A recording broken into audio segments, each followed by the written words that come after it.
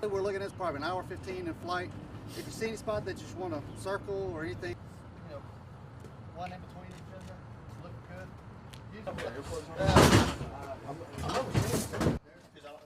Once it starts, then they have to leave there. Or you can drive.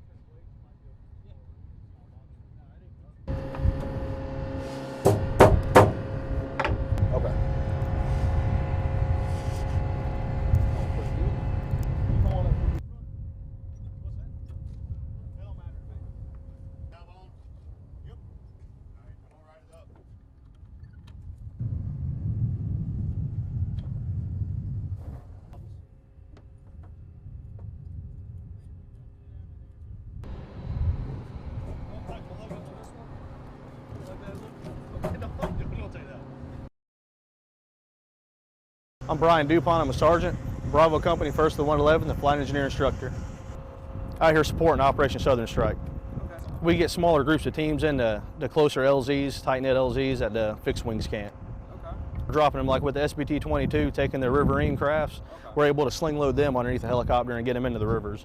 Southern Strike gives us the opportunity to work with other branches, doing training missions that we wouldn't normally get to do, like sling loading the river crafts, doing the paradrops in Gulfport Bay. So Southern Strike gives us a lot of training opportunities.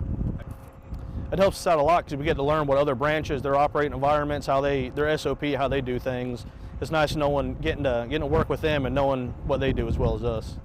Just getting the different branches, the cohesion between us, ourselves, the Navy, the Air Force, people that we normally don't get to work with. It's supposed to be a familiarization flight with the SBT-22, the ones we're going to be operating with tomorrow afternoon. And we had some maintenance issues, and we had to get those taken care of. Just because we're in a training exercise don't mean we operate any differently than a combat zone. We like to train like we fight, so that's why we had to hurry up and get it fixed and get back on mission time.